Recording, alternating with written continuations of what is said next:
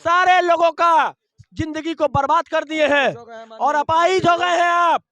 छोड़ दीजिए चेयर को। कौन होता है जी 42 महीना से इंतजार करेगा? एक दिन में 243 विधायक का वोट का गिनती हो जाता है। एक दिन में 534 ब्लॉक का वोट आ जाता है, सारा चीज गिनती हो जाता है।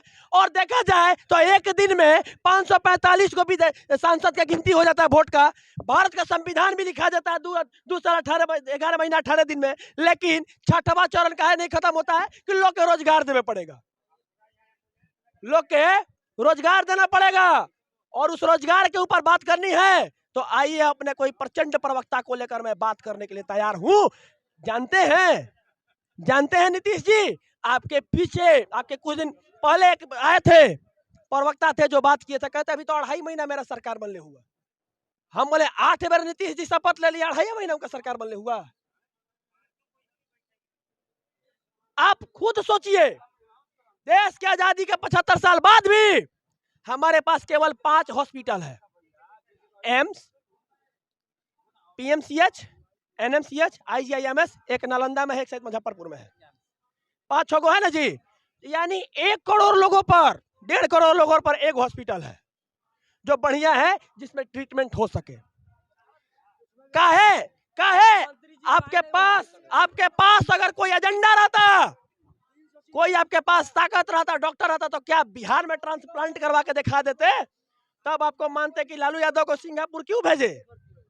क्या यहाँ का लोग स्किल्ड नहीं है? आपके आंख में बीमारी होता है तो चल जाते हैं दिल्ली, हॉस्पिटल दिल्ली है। क्या यहाँ के आरक्षण वाला डॉक्टर है आनर कर देगा? भरोसा नहीं है। कल से हम लोग का भूख हड़ताल है। बिहार के अंदर रहने वाले तमाम विद्यार्थी जो सीटेट बीटेट उत्तीर्ण है, प्राथमिक नोटिफिकेशन 7वां चरण के लिए आप लोग आइए और आकर अपनी ताकत दीजिए। जय हिंद, जय भारत। बार बार इतना झूठ बोलते रहते हैं आप। जितना झूठ बोलते हैं ना, सजा हम लोगों को मिलती है। तो भगवान इस सजा के सच में तब्दील करे, आपके किडनी पर ही ब्रेक लगा दे ताकि झूठा आश्वासन आप न दे। जागो बिहार चैनल के माध्यम से हम दिखाना चाहेंगे कि जब 6वां चरण की बहाली आई थी, बोला गया था खत्म हो जाएगा तो अति शीघ्र 7वां चरण दे देंगे। लेकिन ये बार बार इनका जो प्रेस कॉन्फ्रेंस है और बार बार ट्वीट देखिएगा आगे चलकर, तो ट्वीट किया हुआ है। आकर देखिए, आपको ट्वीट दिखाते हैं। ये ट्वीट देखिए, ये ट्वीट में यहां पर लिखा हुआ, देखिए लिखा हुआ है, बार बार लटका कर शिक्षक नियुक्ति के लिए नाम, बार बार लटका कर शिक्षक नियुक्ति के नाम पर अभ्यर्थियों के साथ कुर मजाक करना सरकार बंद करे। हम पूछना चाहते हैं उन मंत्रियों से, क्यों जब 1 तारीख से अगस्त में आंदोलन किए थे तो 9 दिन आकर जो देखे तो क्या अखवा में मोतियाबिंद हो गया है आज? कि मोतियाबिंद हो गया है कि आके आयती खराब हो गया, रेटिना खराब हो गया है, कि किडनी फेल कर गया है आप लोग का, कि दिमाग का बत्ती खत्म हो गया है, कि स्क्रू ढीला हो गया है आप लोग को? कि एक बार कहते हैं यहाँ देखिए, अब देखिए पलटू चचा के कहते सारे वादे होंगे पूरे। 7वें चरण में 1,65,000 से अधिक शिक्षकों की होगी नियुक्ति। अरे भैया, जब आपको नियुक्ति करनी है तो आप आकर एक एथी पर तो कीजिए, एक दृष्टि पटल पर तो कीजिए। बिहार की अर्थव्यवस्था, नीतीश कुमार, बिहार का अर्थव्यवस्था जो आपने चौपट किया है, इकोनॉमिक डेवलपमेंट इंडेक्स को खत्म किया है, उस चीज को अगर सुधारना है तो आप चेयर छोड़कर देखो, बिहार में और भी लोग हैं। पुत्रवाद और परिवारवाद की राजनीति से ऊपर उठकर देखो तो बिहार में और भी लोग हैं, स्किल्ड है और पढ़े लिखे हैं, जो बिहार को अर्थव्यवस्था को सुधार सकते हैं और बिहार की अर्थव्यवस्था को ऊपर लेकर जा सकते हैं। क्योंकि बिहार पूरे प्लेनेट पर, बिहार जो है सबसे ज्यादा मेहनती और सबसे ज्यादा कर्मठ लोग यहाँ बसते हैं। और बिहार ही एक ऐसा प्लेनेट है जहां पर राजनीति करके लोगों के द्वारा यहाँ के लोगों की मानसिकता को खराब किया जाता है और रोजगार नहीं दिया जाता है, और बिहार के लोग ही सबसे ज्यादा फांसी लगा के मरते हैं। और याद रहे, इसी बिहार के लोग सबसे ज्यादा IAS IPS देते हैं। हम मानते हैं, हम मनाते हैं कि आपके जैसा मंत्री बिहार में नहीं रहे, क्योंकि आप अपने चेयर के लिए सारे लोगों का जिंदगी को बर्बाद कर दिए हैं और अपाहिज हो गए हैं आप। छोड़ दीजिए चेयर को। कौन होता है जी 42 महीना से इंतजार करेगा? एक दिन में नमस्कार दोस्तों, मैं हूं मिकू पाल और आप देख रहे हैं जागो बिहार। तो साथियों, हम लोगों का 22 तारीख से परमिशन मिल चुका है अनिश्चितकालीन आमरण भूख हड़ताल के लिए। देखना यह है कि बिहार के शिक्षक अभ्यर्थी जो 7वें चरण में शिक्षक बनने वाले हैं, उनके तरफ से कितना सहयोग मिल पाता है, क्योंकि ये लड़ाई ना हमारी है ना आपकी है, ये प्रदेश की लड़ाई है। तो पूरे प्रदेश की लड़ाई के लिए हमारे साथ प्रदेश संयोजक CTET-SK का सत्यम जी है। हम उससे जानना चाहेंगे कि अनशन के बारे में क्या रणनीति है और कौन कौन लोग अनशन पर बैठेंगे और बिहार के अभ्यर्थियों की तरफ से कितना आप सहयोग चाहते हैं। आज हमारी लड़ाई जो है लगातार 4 नवंबर से चल रही है और यह लड़ाई नोटिफिकेशन, प्राथमिक नोटिफिकेशन के लिए चल रही है। और बिहार के मुख्यमंत्री जो क्रमहीन मंत्री हैं, उनकी चुनौती का सामना करने के लिए हम लोग तैयार हैं, क्योंकि उनके अपने कुर्सी के चलते न जाने कितने लोगों का जो जिंदगी है वो बर्बाद हो गई। आज देखा जाए तो वो अपनी चेयर बचाने के लिए बेरोजगार के सीना के ऊपर पैर रखकर और बेरोजगार के परिवार के ऊपर पैर रखकर उन कुचलकर वो क्या करते हैं कि दूसरी टीम से जाकर हाथ मिलाकर और बार बार CM बन जाते हैं।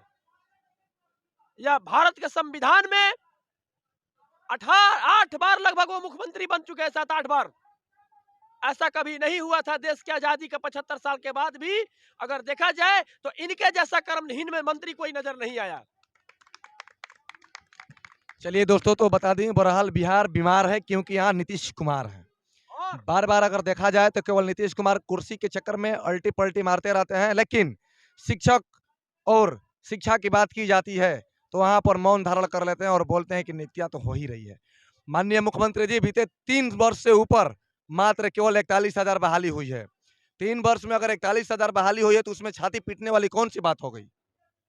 आज देखा जाए तो माननीय मंत्री जी के द्वारा जिसको नियुक्ति पत्र दे दिया गया है, उसको फिर से बुलाकर गांधी मैदान में नियुक्ति पत्र दिया जा रहा है। हम तो कहते हैं कि बिहार के जनताओं से और बिहार के सारे युवाओं से कि जो एक बार रिटायरमेंट होने वाले हैं, उनको भी एक बार नियुक्ति पत्र करके ज्वाइनिंग करा दीजिए गांधी मैदान में। और बिहार के 11 करोड़ जनसंख्या में आप जाकर ढोल पीटिए और कहिए कि हमने रोजगार दिया।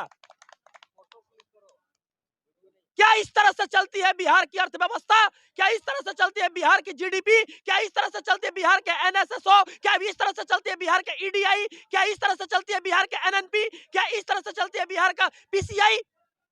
आज भी देखा जाए तो 2011 के देश की आजादी के 75 साल बाद भी तेजस्वी यादव स्वास्थ्य मंत्री है, साथ साथ मंत्री होने के साथ साथ। और उनका पापा जा रहे हैं अपन इलाज कराने कहा तो सिंगापुर में। कहे जा रहा है कि आम आदमी PMCH, उनको पता है कि आरक्षण वाला डॉक्टर हमारे बिहार में बहाल है, एक बार में हमारा बाप जान दे देगा, मर जाएगा वो। अगर उनको औकात रहता तो बिहार के PMCH में आकर वो अपना इलाज करवाते। वो अंदर उनको हुआ था थोड़ा सा बीमारी आंख में नीतीश कुमार को, तो गए थे दिल्ली इलाज कराने। उनको भी पता है कि बिहार का जो डॉक्टर है वो आरक्षण वाला है। उसी तरह से हम लोग को आरक्षित बना दिए हैं और हम लोग को बेरोजगार बना दिए हैं और लोड पे लेकर चले आए हैं। याद रखिए, आपको नोटिफिकेशन देना होगा, नहीं तो हम लोग आखिरी हद तक जाएंगे। अगर गर्दनी बाग में जान भी देना पड़ेगा तो जान देंगे, लेकिन माननीय मुख्यमंत्री जी यदि पलटू है तो तेजस्वी जी सल्टू हैं। आपस में दोनों मिलकर के पलटू सल्टू और शिक्षा व्यवस्था का चौपट कर रहे हैं। बहरहाल मुख्यमंत्री जी सुन ला, शिक्षक अभ्यर्थी अगर सड़क पे बा तो तोहरों के सड़क पर ला सकता। इसलिए आप सभी से रिक्वेस्ट है कि जो भी हमारे प्रदेश के जितने भी शिक्षक अभ्यर्थी हैं, कहीं ना कहीं आप सभी अग्री होकर के आने की कृपा करें। देखिए, मार्च में 7वें चरण की नियुक्ति की प्रक्रिया होगी शुरू। शिक्षा मंत्री जी कौन थे? विजय कुमार चौधरी जी। जनवरी फरवरी 7वें चरण का शिक्षक नियोजन देख लीजिए। यहाँ देखिए, होली तक छठे चरण की प्रक्रिया समाप्त, अप्रैल के प्रथम सप्ताह में 7वां चरण प्रारंभ।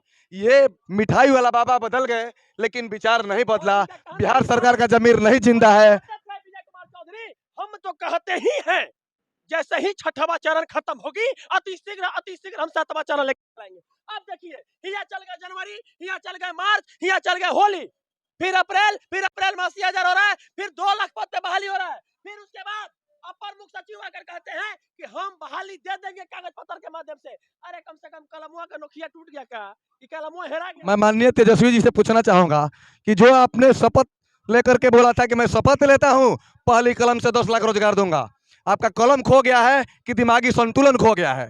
दिमागी संतुलन खो गया है तो जल्द ही ठीक कर दिया जाएगा। अभी उप मुख्यमंत्री जी गुमान में नहीं रहिए, आप मुख्यमंत्री बनने वाले हैं। अगर अभी आपका वर्चस्व इस प्रकार से दिखाइएगा, घमंड और अकड़ भगवान का प्रसाद होता है, आप भी वहीं चले जाइएगा। इसलिए विनती है आपसे कि जितना जल्दी हमारी हक को दीजिए। सातवें चरण हमारा जन्मसिद्ध अधिकार है और शिक्षक बनने के लिए तमाम महर्ता धारण कर यदि हम सड़क पर बैठेंगे तो बिहार के नौनिहाल बच्चे का भविष्य कहाँ जाएगा? बिहार का नौनिहाल बच्चे जो सरकारी विद्यालय में पढ़ते हैं, कोई नेता मंत्री कोई अधिकारी के बच्चे सरकारी स्कूल में पढ़ता है क्या? क्यों? क्योंकि जानते हैं कि बिहार बदहाल है, शिक्षा के क्षेत्र में सबसे अंतिम पायदान पर है। माननीय मुख्यमंत्री जी,